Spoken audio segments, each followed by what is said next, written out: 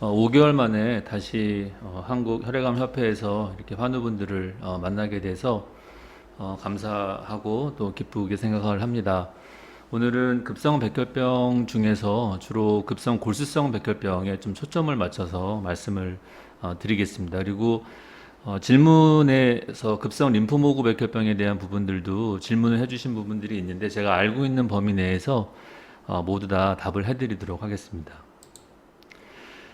저희가 5개월 전에 골수형성 이상증후군이라고 하는 질병에 대해서 말씀을 드렸었는데요. 사실 골수형성 이상증후군과 급성골수성 백혈병은 조금 연관성이 있는 질병입니다.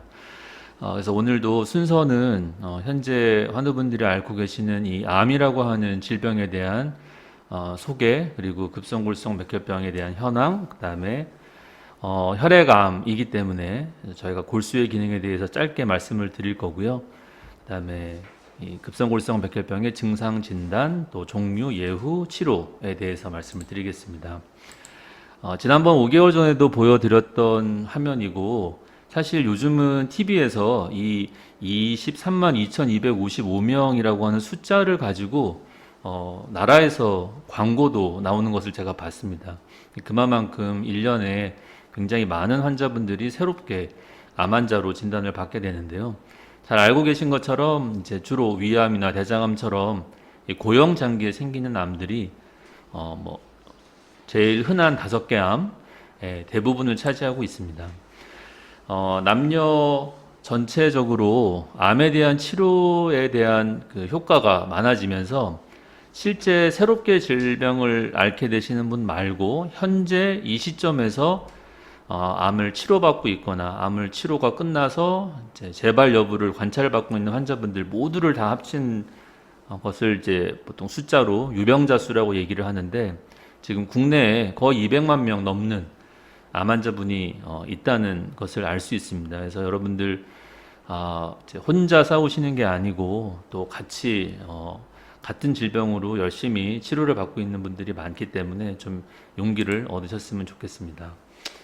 질병의 특성상 또 우리나라가 굉장히 고령화 이제 사회로 진행을 하면서 점점 과거에 비해서 많은 환자분들이 암 환자로 이제 새롭게 진단을 받고 계시고, 확실히 남자가 여자보다는 암에 걸리는 확률이 이제 높다는 것을 우리나라에서도 이제 알 수가 있습니다.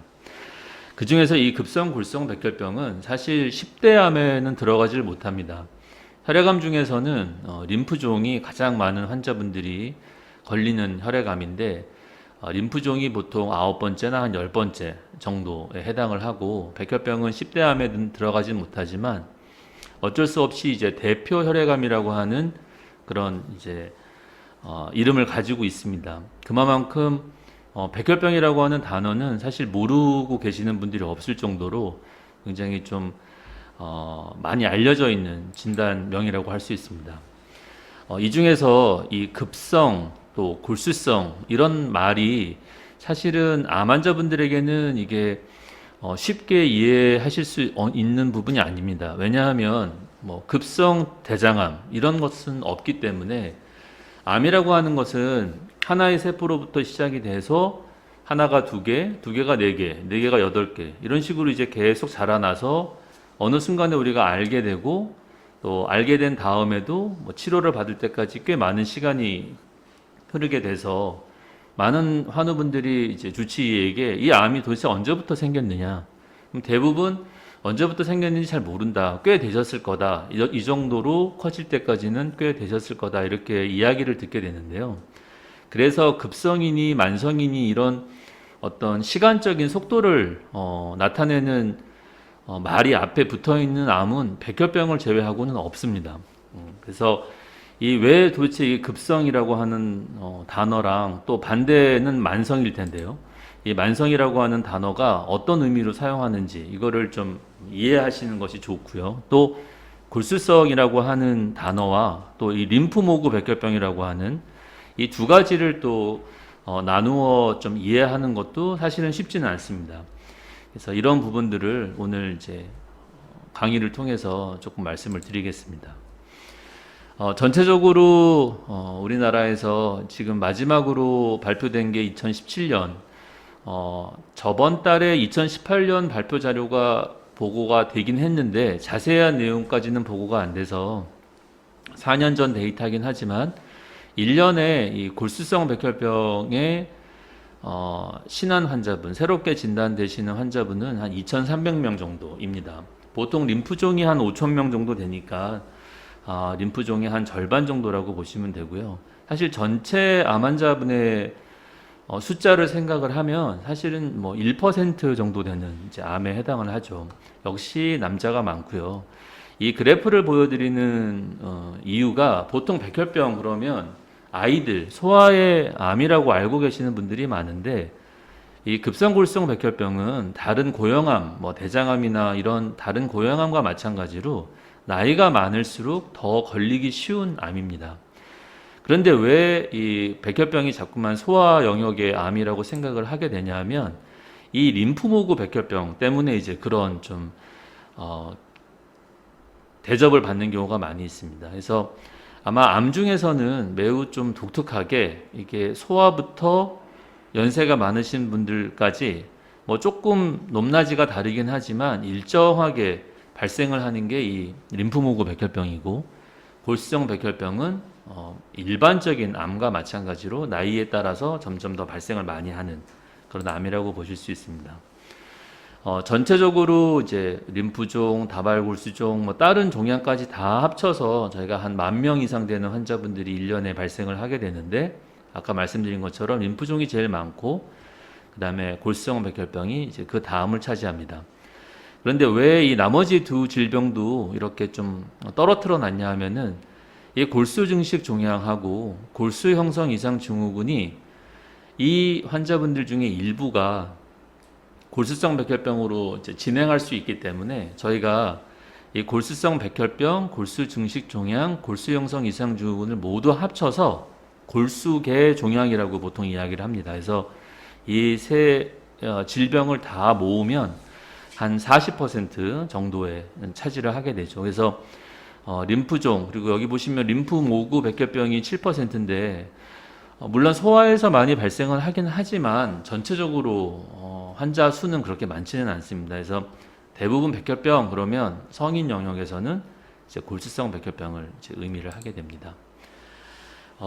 역시 다른 암과 마찬가지로 계속 혈액암도 증가를 하고 있는데 이 매년 증가하는 거에 가장 큰 이유는 고령화입니다. 그래서 다발골수종도 나이가 많으실수록 잘 걸리고 호지킨 림프종, 비호지킨 림프종도 연세가 많으실수록 잘 걸리고 백혈병도 마찬가지.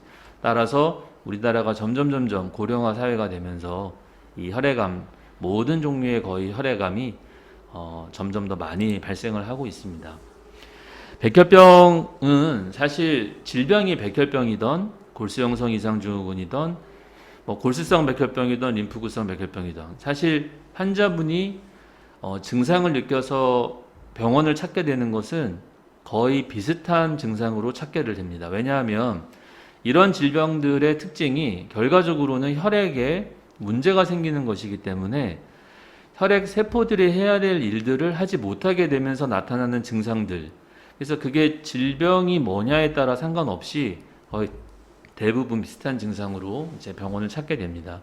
그래서 우리가 혈액 하면 뭐 단순히 빨간 피, 산소를 공급하고 뭐 영양분을 공급하고 이제 이렇게 생각을 하시지만 백혈구가 하는 역할인 우리 몸을 지켜주는 역할이나 혈소판이 하는 역할인 뭐 지혈이 잘 되게끔 해주는 역할. 그래서 이런 역할들이 제대로 되지 않는 게 이 백혈병의 특징입니다. 따라서 백혈병 많이 가지고 있는 증상이 별로 없다 보니까 증상만 가지고 빨리 병원을 찾기가 이제 어렵게 됩니다. 그래서 감기 증상이나 빈혈 증상이나 백혈병 증상이나 다 비슷한 이제 그런 현상을 나타냅니다. 그래서 이 질병이 발생하는 곳은 골수인데요. 골수는 이제 뼈 안에 어떤 공간을 의미합니다. 그래서 이렇게 뼈들이 있으면 중간중간에 이제 제일 피를 만들어내는 첫 번째 세포, 줄기세포, 조혈모세포라고 하는 세포로부터 모든 세포들이 다 이제 만들어지게 되고요.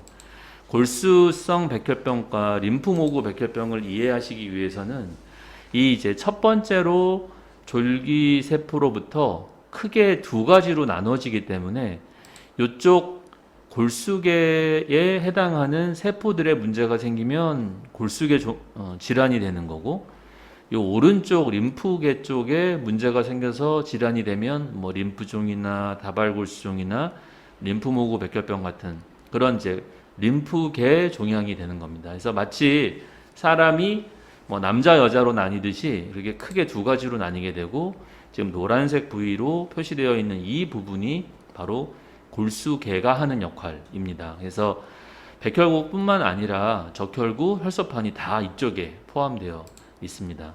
그래서 백혈병에 걸려서 골수 안에 이 암세포, 백혈병 세포죠. 이게 늘어나면 결과적으로 정상적인 세포는 줄어들 수밖에 없고요. 그래서 빈혈이 생긴다거나 혈소판이 모자라서 출혈이 된다거나, 또 혈액에는 워낙은 없어야 되는 암세포가 늘어나면서 어느 날 혈액 검사를 해봤더니 뭐 백혈구 개수가 3만이다, 5만이다, 10만이다, 이런 소견을 가지고 갑자기 이제 병원을 찾게 되시게 됩니다. 말씀드린 것처럼 각각의 이제 적혈구, 백혈구, 혈소판이 하는 역할이 잘 안 되는 것이 증상이라서 뭐 일반 다른 원인의 빈혈과 마찬가지의 증상, 또 백혈구의 이제 감소로 인해서 면역력이 떨어져 있는 것 자체만으로는 증상이 나타나지 않지만, 이제 그러한 기회를 틈타서 우리 몸에 균이 들어오면 열이 난다거나, 폐에 염증이 생기면 기침 가래, 뭐 장에 염증이 생기면 또 설사, 뭐 이런 식의 위치에 따른 염증 반응이 나타나고, 혈소판이 이제 모자라서 멍이 든다거나 코피가 난다거나 이런 증상이 나타납니다. 진단을 할 때 기본적으로 혈액 검사, 혈관에서 혈액을 뽑아서 하는 검사도 하실 거고, 갑자기 손가락 끝에서 검사를 하시겠다고 이야기를 들으셨을 수도 있고, 최종적으로 골수 검사를 해서 진단을 이제 받으시게 됩니다. 이 세 가지가 제공하는 정보가 틀리기 때문인데, 가장 중요한 것은 이제 골수 검사가 가장 중요합니다. 오늘도 미리 주신 질문지에 보면 뭐 1형, 2형, 3형, 4형 이런 얘기가 나오는데, 사실 지금 이 숫자를 붙여서 분류를 하는 것은 잘 사용이 되고 있지는 않습니다. 하지만 아직도 환자분에게 설명하기가 좀 편한 이유 때문에 혼용해서 사용을 하고 있지만, 예전에 정말 현미경만으로 진단을 했을 때 모양이 어떻다, 뭐 모양이 우리가 사람을 판단을 할 때 뭐 체중이 많이 나가 보인다, 말라 보인다, 키가 크다, 키가 적다, 이렇게 형태학적으로만 분류를 했을 때 나눴던 이 형입니다. 0형부터 7형까지. 그래서 보통 이제 1형, 2형이 제일 많은 형을 차지하고 있고, 4형, 5형이 이제 그 다음으로 많은 차지를 하고 있습니다. 그리고 아직도 매우 독특하게 이 3형 백혈병은, 저도 환자분에게 이 3형 백혈병인 경우에는 다른 백혈병과는 매우 다른 특징을 갖고 있는 3형입니다. 왜냐하면 이제 환우분께서 인터넷을 찾아보거나 할 때도 3형으로 찾는 경우가 많기 때문에. 하지만 이런 분류는 예전 분류 방법이고, 지금은 좀 복잡하지만 이렇게 되어 있습니다. 그래서 크게 4개의 카테고리가 있는데, 하나는 이 질병에서 많은 환자분들이 보여주고 있는 유전자 이상을 가지고 있는 백혈병, 또 모양이 앞서 5개월 전에 제가 설명했던 그런 골수형성 이상 증후군 같은 성격을 갖고 있는 백혈병, 그 다음에 워낙 요즘은 항암 치료 후에 완치가 되셔서 오랫동안 생존하시는 분들이 많기 때문에 항암 치료 후에 어쩔 수 없이 한 10% 남짓 백혈병이 됩니다. 그 이유는 제가 나중에 좀 말씀드릴 텐데요. 그래서 장기 생존자분들, 그러니까 다른 고형암으로 항암 치료를 했다거나 뭐 림프종으로 항암제 치료를 했다거나, 그런 분이 나중에 발생하게 되는 항암 치료 후에 발생하는 백혈병, 이 세 군데에 들어가지 않으면 그때 이제 기타 백혈병. 그래서 아직 기타 백혈병일 때는 뭐 0형, 1형, 2형, 3형 이런 부분들을 좀 이용하기도 하지만, 대부분은 여기 세 개 안에 들어가는 경우가 많습니다, 백혈병은. 그래서 지금은 이렇게 형태학적인 모양만 가지고 하는 게 아니라 유전자를 알아내기 위해서, 또 환자분의 자세한 그 예전에 어떤 치료를 받았는지 이런 것들을 이제 소상하게 다 확인을 해야지, 크게 4군데 중에 어디에 해당한다, 이렇게 저희가 이해를 하게 되는 거고요. 영어로 되어 있어서 좀 죄송하긴 하지만, 사실 이거를 한국말로 바꿀 수는 없습니다. 이게 한국말이 있질 않기 때문에. 그래서 오늘 질문하신 분들 중에서도 뭐 염색체가 뭐 어떻게 됐다, 뭐 16번이 어떻게 됐다, 16번이 어떻게 됐다, 이렇게 이야기를 주신 분들이 있는데, 그래서 이런 것들이 결과적으로는 급성골성 백혈병에서 흔히 확인되는 이상입니다. 그래서 이런 이상이 확인이 되면 아까 첫 번째 분류, 흔한 유전자 이상을 동반한 급성골성 백혈병 여기에 들어가고, 세부 이름으로 이제 이런 게 진단을 받게 되는 거죠. 그리고 요 세 번째 칸에 있는 요게 이제 사명 백혈병에 해당하는 전골수성 백혈병입니다. 두 번째가 골수 형성 이상 소견을 보이는 백혈병, 그다음에 치료 관련 백혈병, 뭐 이런 식으로 나뉘게 됩니다. 그리고 최근에 이제 밝혀진 것들이, 예전에는 백혈병 진단을 받으셨을 때 이게 뭐 자녀분한테 유전되는 병은 아니고, 뭐 부모님이 이걸 갖고 계신 것도 아니고, 이제 이렇게 유전에 대한 부분은 좀 간과를 했는데, 점점 의학이 발전하고 확인이 되면 될수록 아주 소수의 환자분은, 흔하진 않습니다. 소수의 환자분은 내가 가지고 있는 유전자 이상을 형제들도 가지고 있는 경우가 있습니다. 그래서 이제 그런 백혈병의 경우에는 좀 따로 분류해서 이제 저희가 명칭을 하게 하는데, 이게 중요한 이유가, 대부분의 급성골성 백혈병 환자분들이 이제 나중에 이식을 받게 되는데, 가장 이식 성적을 좋게 하기 위해서는 얼마 전에 그 이식에 대한 또 웨비나가 있었다고는 하는데, 이제 형제 중에 조직형이 일치하시는 분을 찾게 되는 그런 부분이 있습니다. 근데 여기에 해당하는 급성골성 백혈병 환자분들은 형제분들도 이런 유전자 이상을 갖고 계실 수 있기 때문에, 요즘은 이제 이 환자분이 여기에 해당하시는 경우에는 형제들 중에서 이런 유전자를 이상을 안 갖고 계시는 분들을 이제 찾아야지 되는 좀 어려움이 있습니다. 요즘 급성골성 백혈병이나 급성 림프모구 백혈병을 진단을 받고 골수 검사를 하시면 과거에 비해서 굉장히 그 진료비, 검사 비용을 많이 내시게 됩니다. 진료비 그 내역서를 보면 뭐 보험이 되지 않는 검사가 없기는 한데 굉장히 고가의 금액을 이제 납부를 하셔야 되는 부분이 있는데, 그것이 바로 요즘 거의 모든 이제 백혈병 진단을 받는 환자분들이 받고 계시는 차세대 염기 서열 검사라는 것 때문입니다. 이걸 왜 하게 되냐면, 아까 보여드렸듯이 이런 염색체 이상이나 이런 유전자 검사를 확인하려면 어쩔 수 없이 굉장히 많은 유전자 이상을 한꺼번에 확인을 해야 되는 그런 검사를 할 수밖에 없는데, 이제 그 검사가 바로 차세대 염기서열 검사고, 요즘은 이걸 이제 처음 진단 시 그리고 재발 시에 나라에서 급여로 인정을 해주고 있어서 시행을 하게 되는데, 급여로 인정을 해줘도 좀 고가의 금액이 됩니다. 그래서 이분 같은 경우에는 제가 이름은 가려놨지만 작년에 재작년이네요 했는데, 이제 첫 번째 칸에 있는 것부터 마지막에 있는 데까지 이제 하나도 이제 유전자 이상이 없는, 그래서 이런 분들은 아까 보여드렸던 첫 번째 카테고리에는 안 들어가시게 되는 거죠. 그래서 유전자 검사에서 이상 소견이 있으면 여기 이제 이상이 있다고 이제 이렇게 나옵니다. 요거는 뭐 기관마다 표현 방식은 다르고요. 그래서 진단을 받게 되시면 저희가 이제 예후 어떤 부분들을 고려해서 이제 치료 방침을 이제 결정을 하게 되냐면, 가장 중요한 두 가지는 뭐 당연히 여러 가지를 생각을 해야 됩니다. 뭐 환자분이 처하신 상황, 또 뭐 여러 가지. 제일 중요한 두 가지는 이제 예후군과 나이에 해당합니다. 왜냐하면 예후군에 따라 전체적인 치료 계획이 바뀌고, 나이에 따라서 보통 처음 사용하는 항암제가 좀 달라지게 되기 때문인데, 이 예후군은, 그러니까 내가 앞으로 치료가 잘 될 것이냐, 재발을 덜 할 것이냐, 이식 성적이 좋을 것이냐, 뭐 이런 부분들이 전부 다 예후에 속합니다. 이 예후를 나눌 때 가장 중요한 게 유전자와 염색체. 사실 유전자 염색체가 요즘 뭐 워낙 이런 부분에 대한 영화도 많이 나오고 실생활에서 자주 접하는 거긴 하지만, 또 이해가 좀 어려운 부분도 있습니다.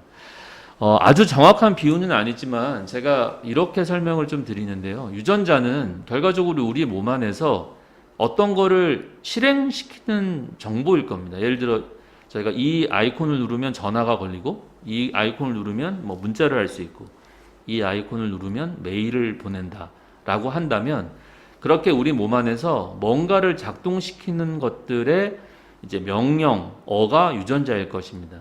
그럼 염색체는 뭐냐면은 이런 유전자가 이렇게 모여 있는 어떤 장소를 의미한다고 보시면 됩니다. 그래서 유전자 이상이 있어도 염색체는 정상일 수 있고요.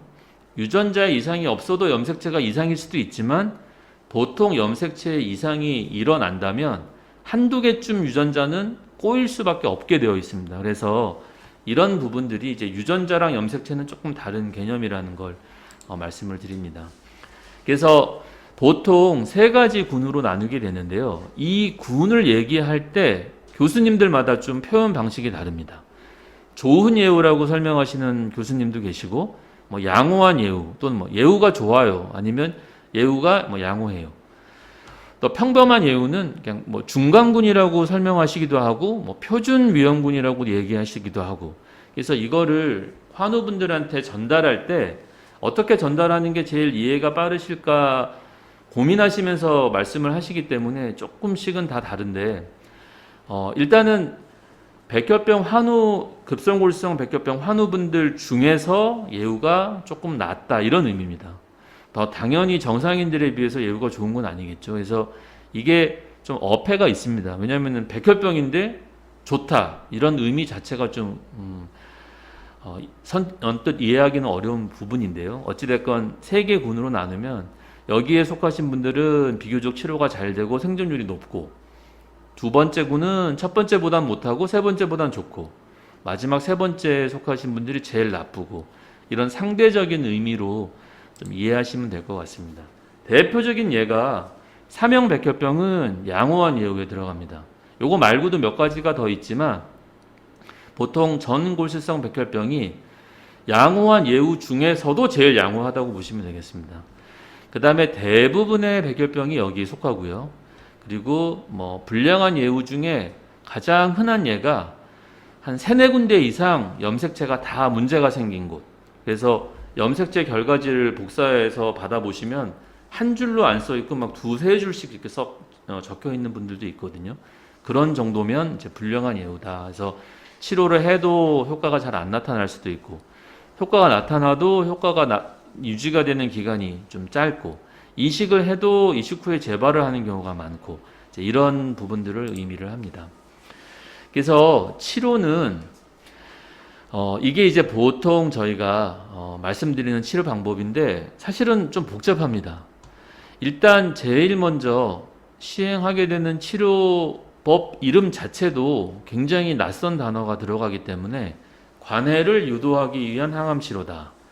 그래서 관해에 도달하신 분과 관해를 못 얻으신 분으로 나뉘고, 관해를 도달을 하신 분들은 그 분이 어떠한 예후를 가지냐에 따라서 그냥 항암 치료만 하시기도 하고 이식을 받으시기도 하고, 관해가 실패를 하면 더 이상 항암 치료하는 게 좀 무의미하기 때문에 뭐 바로 이식을 하기도 하고, 이런저런 방법도 다 없으면 임상 연구 같은 거를 참여해 보시는 방법도 있고, 이제 이런 식으로 나눠져 있습니다.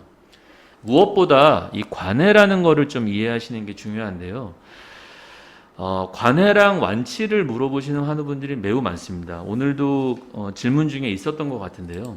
이게 관해는 해법할 때 해자죠. 관은 이제 좀 받아들인다, 관용을 베풀 때 할 때 그 관자입니다. 그래서 제가 주로 설명드리는 내용은, 관해는 급성골수성 백혈병으로 인해서 일단 생겼던 모든 이상 소견들이 거의 사라진 상태를 말합니다. 거의. 왜 이게 100% 사라진 상태라고 말씀을 안 드리냐면, 100% 사라졌는지를 알 수 있는 방법이 없기 때문에 거의 사라진 상태라고 보시면 되고요. 첫 번째가 이루어졌기 때문에 당연히 혈액은 정상적으로 만들어지겠죠. 그래서 거의 정상적으로 만들어져서 뭐 수혈도 필요 없고 수치들이 많이 회복한 상태. 하지만 암세포는 아직 남아있다고 의사는 믿는 상태가 관해입니다. 그래서 관해가 됐는데도 그 다음 치료를 계속 하려고 하는 이유가 아직 암세포는 남아있기 때문입니다. 하지만 이런저런 검사를 해도 암세포가 증명되지는 않는 거죠. 그래서 심증은 있지만 물증이 없는 상태라고 보시면 됩니다. 그러면 왜 완치라고 하는 말을 안 쓰고 이렇게 어려운 말을 쓰느냐?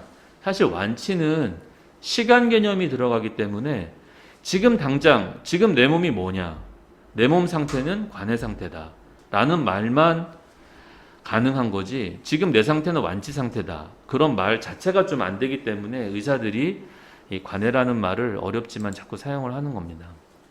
그래서 일단 어떤 검사를 하더라도 암세포가 남아있다고 하기는 어려운 상태까지 만들어주는 첫 번째 하게 되는 치료가 관해유도 항암 치료인데, 대부분 이식을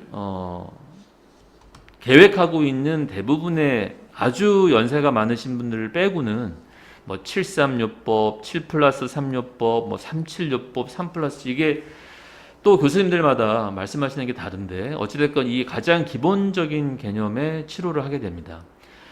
또는 이거는 굉장히 좀 힘든 치료이기 때문에 이 정도의 항암 치료를 견디기가 어렵다고 판단되거나 뭐 앞으로 이식을 할 생각이 힘들어 하셔서 이식을 못할 것 같은 환자분들, 그래서 당연히 이 관해유도 항암 치료도 견디기가 어렵다고 판단한 분들은 저메티라제제라고 제가 이제 5개월 전에 골수형성 이상증후군 때 말씀드렸던 그런 외래에서 그냥 한 달에 5일 또는 한 달에 7일 치료받게 되는 그런 약제를 사용을 하는 경우가 대부분입니다.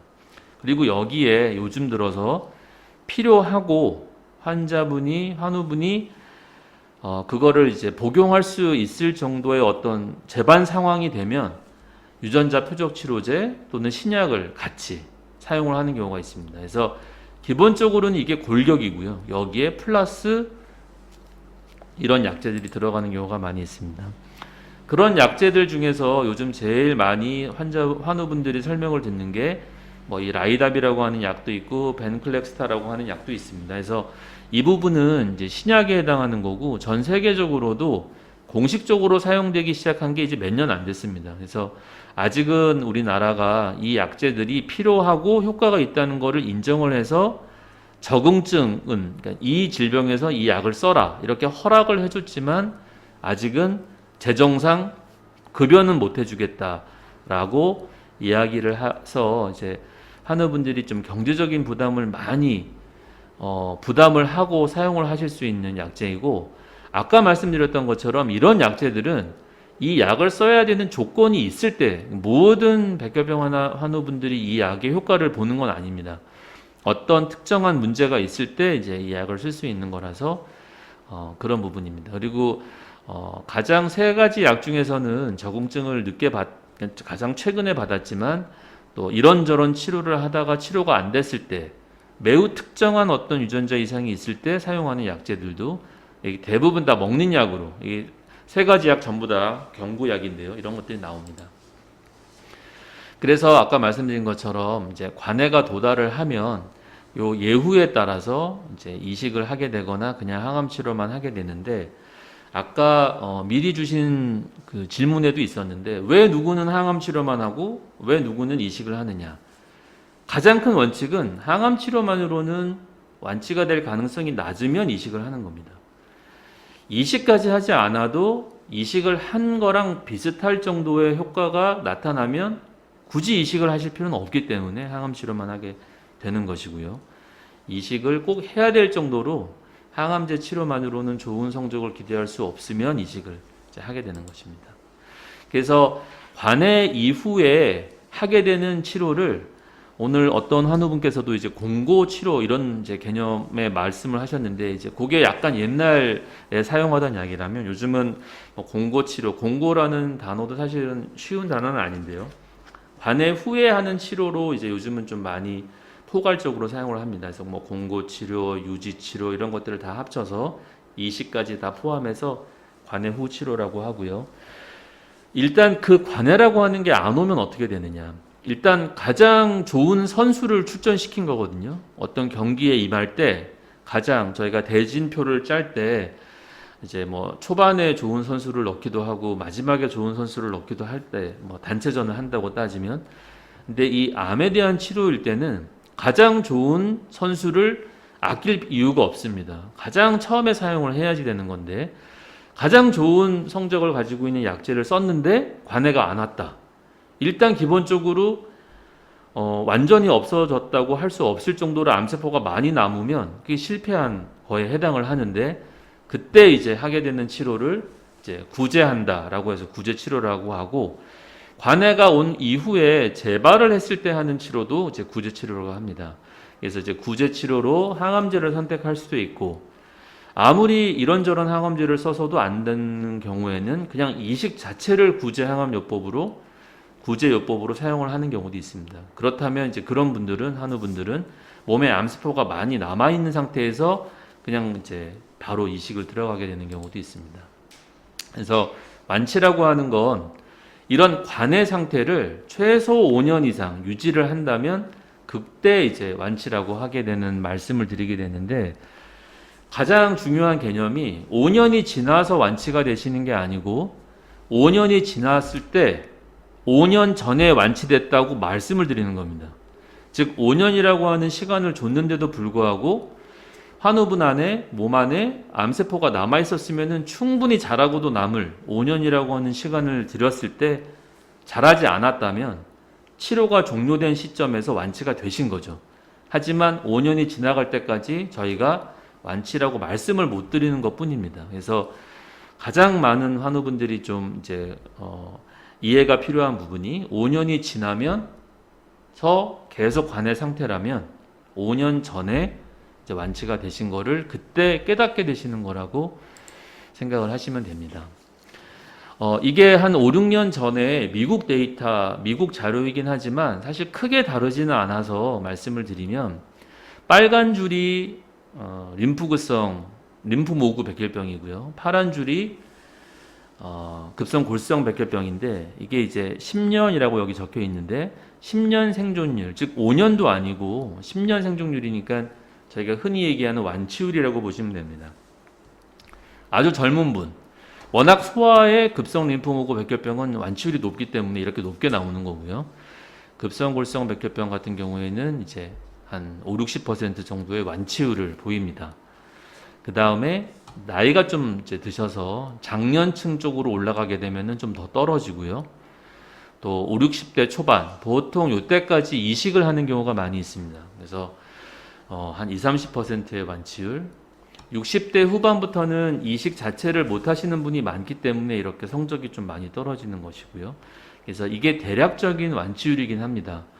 이게 5년 전, 6년 전 데이터이기 때문에 지금은 신약도 나왔고 이식하는 방법들도 좀 더 좋아져서 이거보다는 높을 거고요.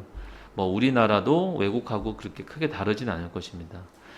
뭐 당연히 70대 중반이 넘으면 사실은 치료 자체를 정확하게 하기가 어렵기 때문에 또 이렇게 좀 낮은 생존율을 보이지만, 요즘은 아까 말씀드렸던 벤클렉스타라고 하는 먹는 약이 이제 도입이 되면서 저메티라제제, 외래에서 하는 항암 치료에 더하기 그 약제를 사용할 경우에 이거보다는 조금 좋은 성적을 기대하고 있습니다. 그래서 마지막 슬라이드인데요.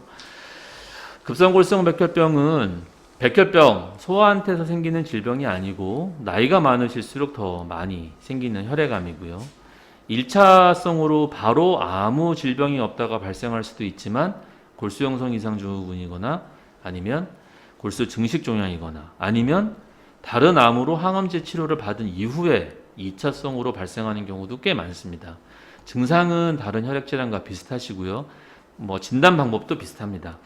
또 많은 혈액암 환자분들이 그렇듯이 이 환우분이 어떤 예후를 보일 거냐, 또 나이가 어느 정도셔서 어떤 치료까지 견딜 수 있을 거냐에 따라서 치료 계획을 세우게 되고, 거의 대부분은 이식을 받게 되시고요. 아주 양호한 예후군에 속하시는 분 또는 이식을 하기가 어려운 분들이 이제 이식을 안 하시게 되고, 한 2, 3년 전서부터 굉장히 많은 표적 치료제들이 좀 나오고 있고요. 그리고 제가 골수형성 이상증후군에서도 말씀드렸지만, 우리가 암에 걸렸을 때 내가 이 암 때문에 혹시 사망하게 된다면 뭐 때문에 사망할 거냐, 이 부분을 생각을 저는 꼭 하시라고 좀 설명을 드립니다. 왜냐하면 암 자체 때문에 나빠지시는 부분도 있지만 암으로 인해서 파생되는 문제들 때문에 이제 나빠지시는 경우가 있거든요. 예를 들어 그냥 이론적으로만 말씀드리면 백혈병에 걸려도 만일에 균이 하나도 없는,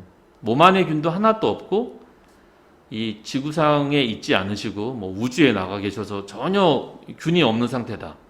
그렇다면 최소한 감염증 때문에는 안 돌아가실 겁니다. 근데 이제 그런 거는 불가능한 거죠. 우리가 이 세상에 살고 있는 이상. 그래서 그런 의미가 바로 어떤 합병증이 발생을 했을 때 그거를 잘 치료해 나가는 것도 이 백혈병 환우분들의 치료 성적을 올리는 중요한 이유거든요. 근데 이제 그런 부분들도 계속 지금 나아지고 있기 때문에 항생제도 개발되고 있고 바이러스 약도 개발되고 있고 이제 그런 부분들도 예전보다는 지금이 성적이 좋게 만드는 이유입니다.